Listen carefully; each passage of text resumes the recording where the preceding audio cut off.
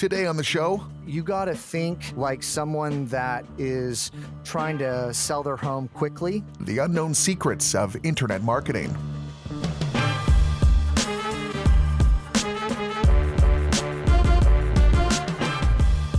Welcome to the Not Another Real Estate Investing Podcast. I'm Dan Riando, joined once again by Brian Davis. Hi, Brian. Hey, Danny, how you doing? I'm very well. So I'm excited to welcome our guest today. We have Matt Bertram in. He's the host of the SEO podcast, Unknown Secrets of Internet Marketing Show. Well, he's an SEO master. He knows how to really drive traffic to your website, which is all too critical for any web-based business or really any business these days. Hey, Matt, thanks for joining us. Hey, good morning. Do you want to talk a little bit about your background, Matt? How did you get into this world? Well, man, it started really early on. My mom was like probably one of the first 5,000 employees of Microsoft. And so I've kind of been on this ride for a long time.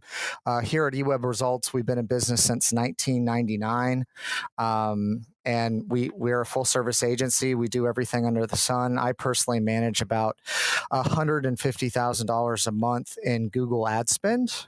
So we do a lot of SEO, and then it's kind of the 1-2 punch, if you will, with the PPC aspect of it as well. A lot of people out there, I think, are using like bandit signs, I guess, to do the home buying. Is that correct? Yeah, there's still bandit signs going on, but a lot of people are trying to go and move towards Google AdWords. It's just a little more difficult than writing on a cardboard sign and hanging it up on a tree.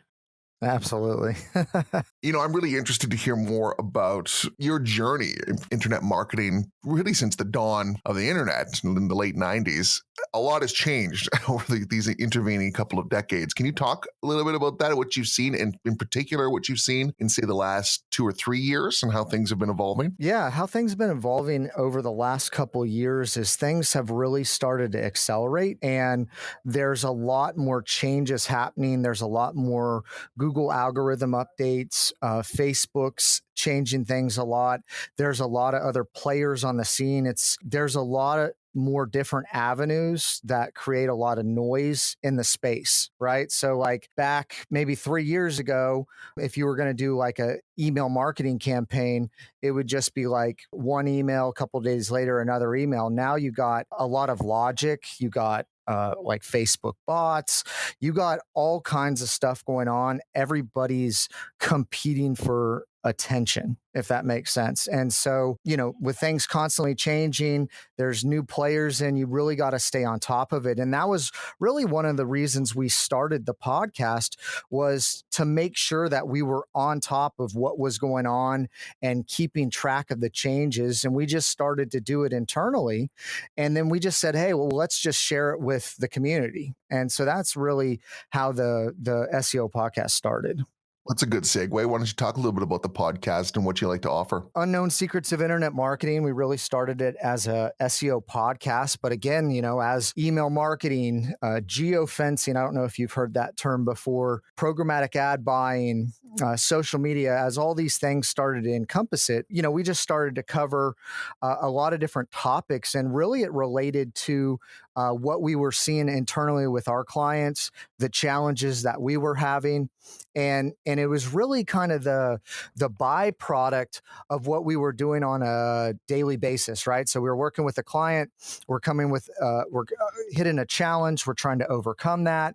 And then, as we're doing the research, we're sharing what we're learning with the community, if that makes sense. So this podcast obviously is aimed at the real estate investing community. I wonder if, as you mentioned, just using the old-fashioned signs, we're a long way from that in the internet world. What are a few pointers you would think you would like to offer to folks that are on this side of the fence? So actually, I've done a number of like these kind of ugly home buyers or investor home buyer campaigns. I was running about 3 of them before the big hurricane hit down here in Houston, and then the market got flooded.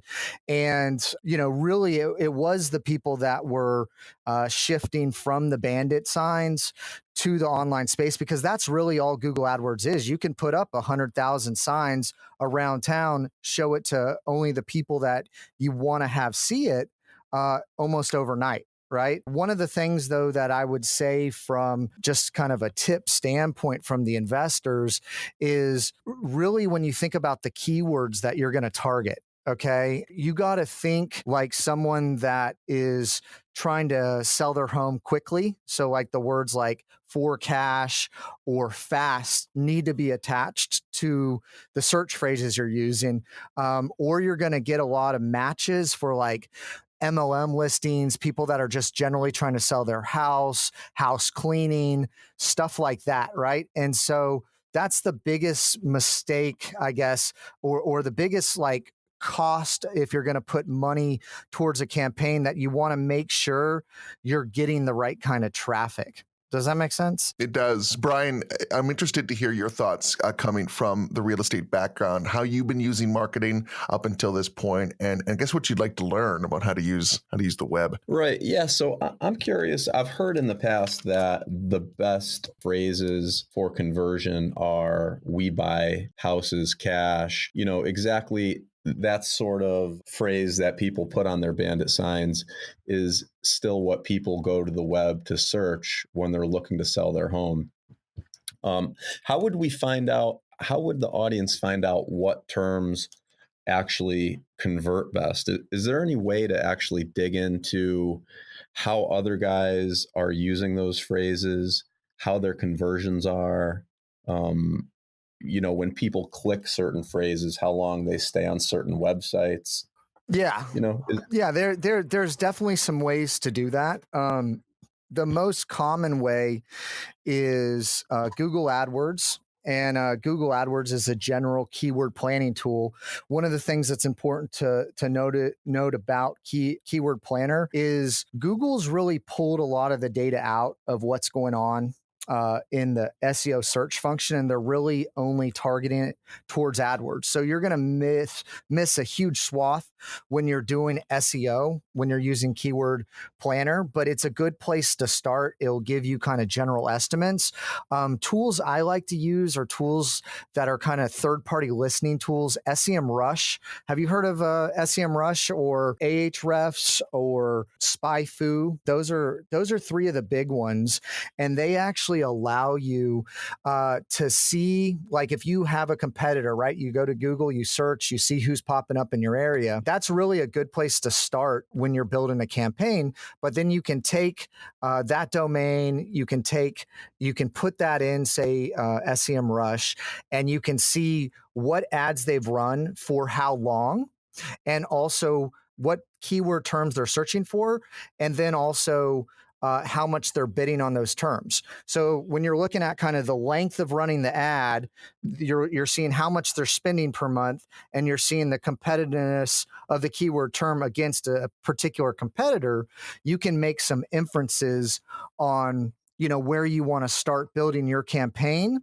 But unfortunately, beyond that, you really got to start collecting your own data in your own like demographic and like geographic area to really like fine tune your campaign. But if you're starting out using those listening tools and seeing what your top competitors are doing and kind of not trying to reinvent the wheel is a really great place to start. Right. Yeah. So you can see exactly how much money somebody else is spending, what keywords they're targeting. And if somebody consistently does that, you could make the assumption that it must be pulling for them, or they must be getting conversions. Otherwise, they would be crazy to keep throwing money at those keywords for a long period of time and spending money on that. Yeah, I mean, right. you got to really look at that. And I think you got to also consider the size of competitors you're going against. If we're talking about Google pay-per-click at this point, somebody searches a keyword and an ad pops up and somebody clicks it. Could you talk a little bit about Facebook advertising and their sort of pay-per-click model? And maybe what's the cost difference? And maybe in your experience, what's the difference in terms of conversion and just overall quality of those sorts of impressions and clicks? Sure. Facebook recently came out with something called Facebook lead ads. And just to take a step back, typically the process is you're bidding on keywords. You're optimizing your ads for the right terms. There is a lot of transfer from what's happening from the bandit signs and those words that are working online to a landing page. And we probably want to cover kind of optimization on a landing page and where you're sending the traffic to. And then the last piece would be like remarketing or like email follow-up. Now you can replace like the words you're using that you're bidding on and the ads with Facebook ads. So it becomes kind of the demographics that you're targeting, like who you're targeting from that standpoint, and then the Facebook ads versus the Google ads. When Facebook, and here's the thing is, you usually got the conversion when they hit the landing page, right? So you paid for a click. You maybe paid, the range is $40 to $60. It could be all the way up to $100 depending on the keywords you're bidding and the competitiveness of the area. So you're paying a lot for the click, and there's really no guarantee that becomes an actual converted lead where they give you their contact information. Well, Facebook lead ads really changed the game because they capture their information because they're already logged into Facebook by kind of a one-click button before it takes you to the landing page. So basically, if they're going to leave Facebook or they're going to stay in Facebook and check out your landing page, they're going to be able to you're going to be able to capture their Facebook contact information before they make the move. Does that make sense? So your lead conversion rate, if you're considering like a warm lead a conversion, there's a little bit of confusion there, right? Like what is a conversion? But to get someone's information, you're getting every person that clicks through to your landing page. So you get their information on the front end. So I think that's a real game changer. Also, Facebook is quite a bit less expensive than Google AdWords currently, right? As people bid into the market, it's a real live bidding process. It's going to be bid up. But here's the differentiator between Google and Facebook. Google is people that know what they're looking for and they're going to search for it. So there's already demand for something like I'm looking here at like, home for sale, right? And the home for sale is one of those words you got to be really careful of. It's good for SEO. It's not so good for PPC because you're going to get some spillover of the people that are just generally trying to sell their home. They're not kind of in a short sale process or something like that, foreclosure or whatnot. But there's 60,000 clicks monthly volume for that word in like our area. People are searching for that or people are looking for that. And so it's harvesting the demand. Google harvests the demand. Facebook generates the demand. So if you have something that people are unaware of, or you're trying to introduce a new product or something like that, Facebook's a great place to do that and introduce that product to the market.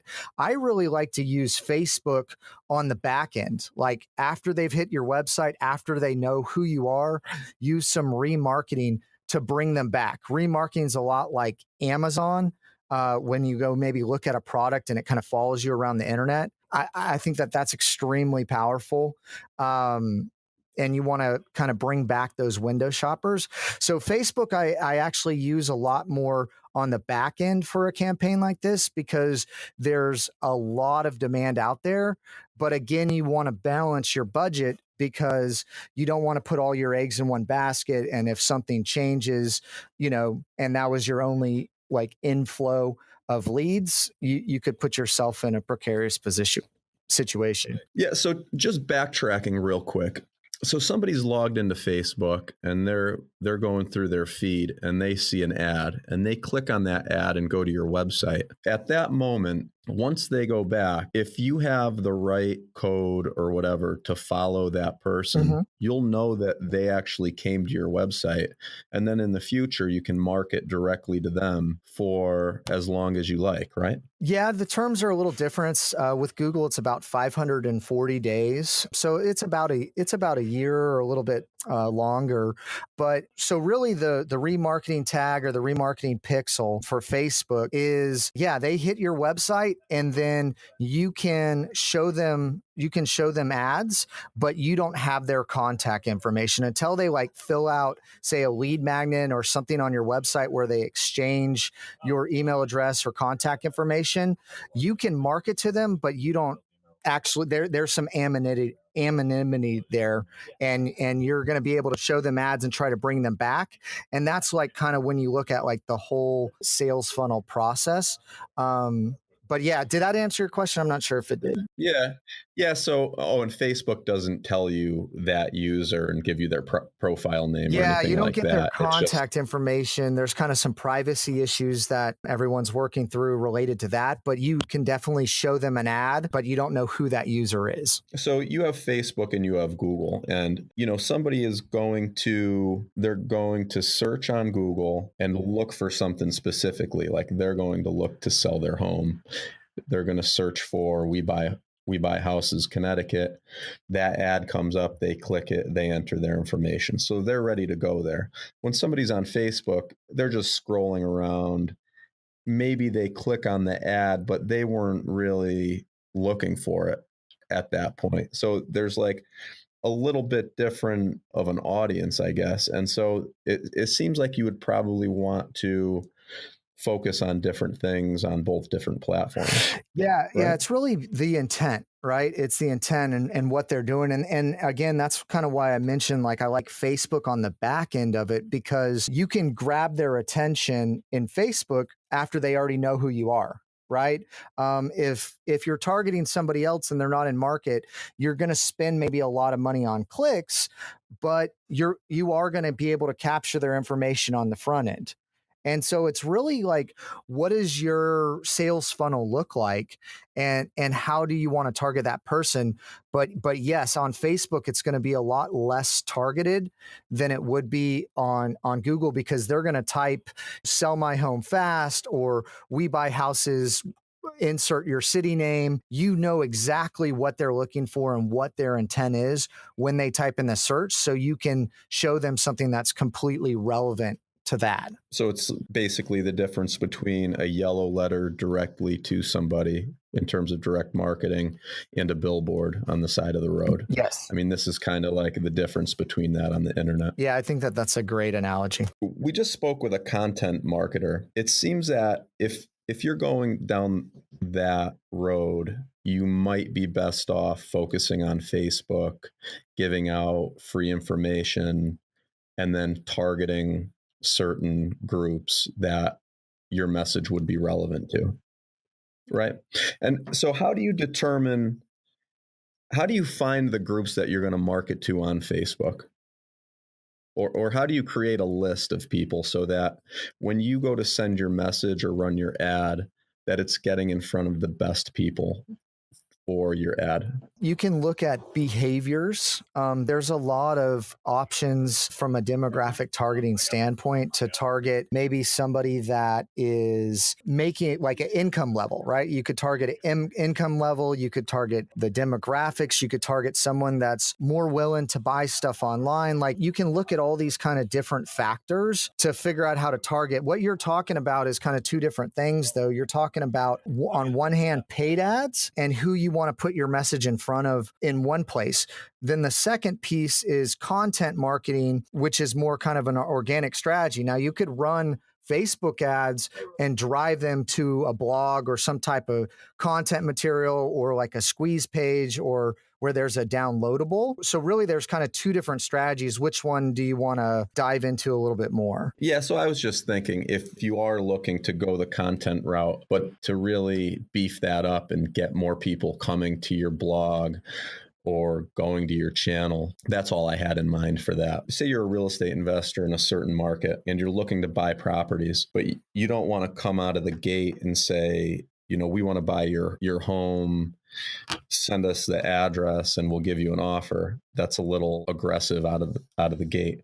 Instead, you might go the content route and want to provide 5 things to know when you're selling your property through probate or something like that. Yeah, no, I think that's a great kind of lead magnet. And I think what you're saying too is kind of a authority content strategy. where as people are going through the research process, you're building your authority, you're providing value for them as they move down like the quote unquote customer journey.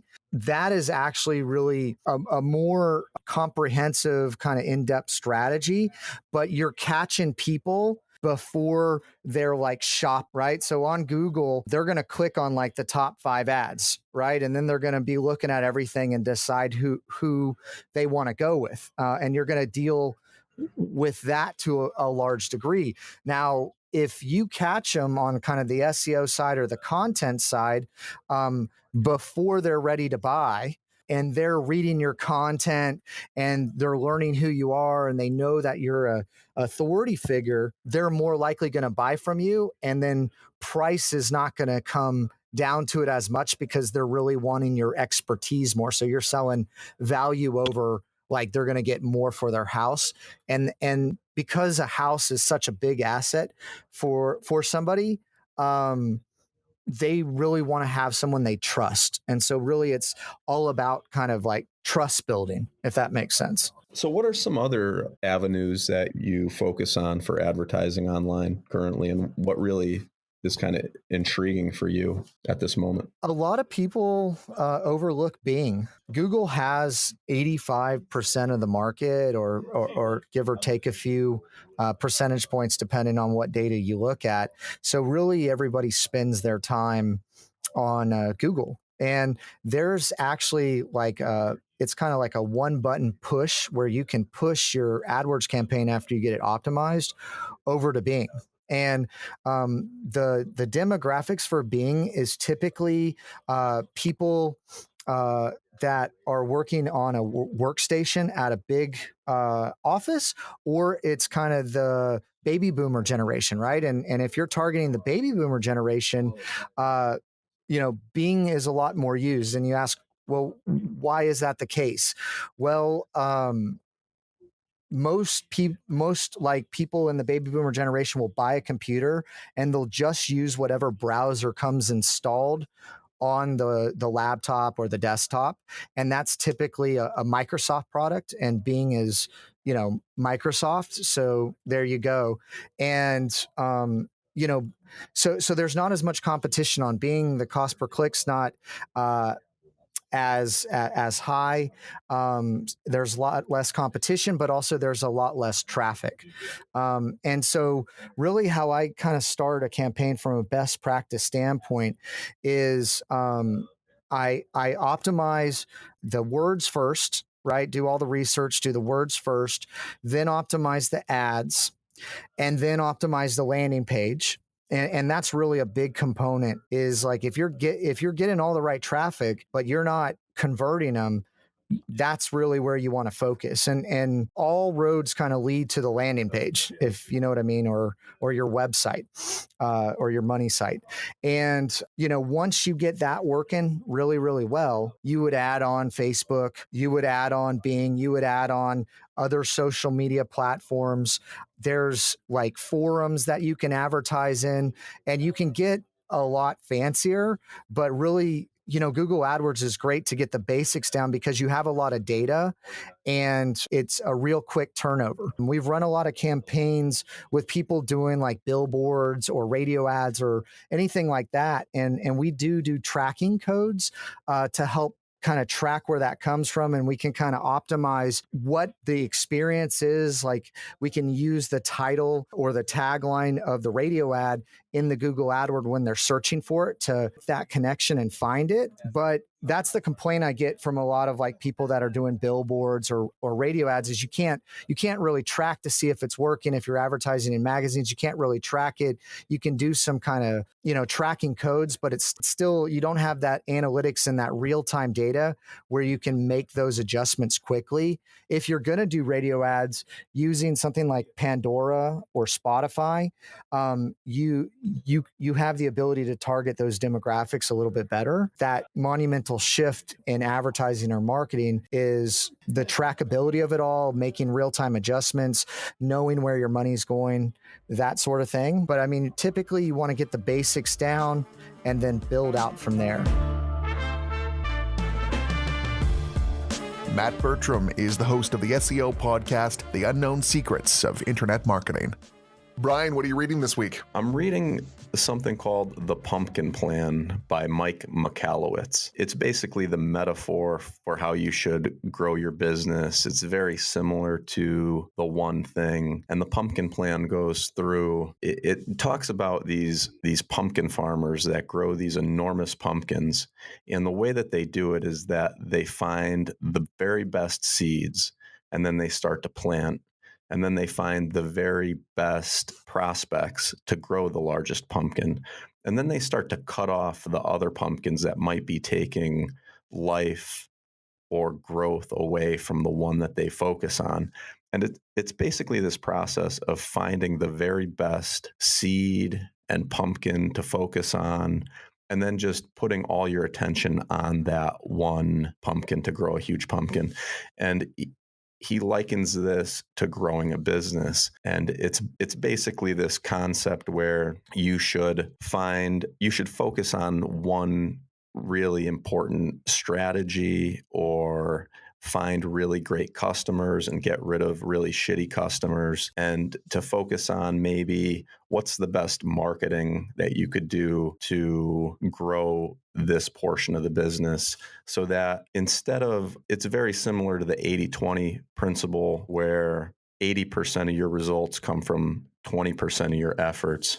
It's really just another way to phrase that or to look at it, and to just say you should focus on this 20% or even less to get most of your results. I've really enjoyed the book. It's really great, and I recommend it to anybody interested in picking up something new. That's The Pumpkin Plan by Mike Michalowicz. There'll be a link to it in the show notes. That's all the time we have for this edition of the show. Be sure to rate the podcast at Apple Podcasts or on SoundCloud. We'll see you next week.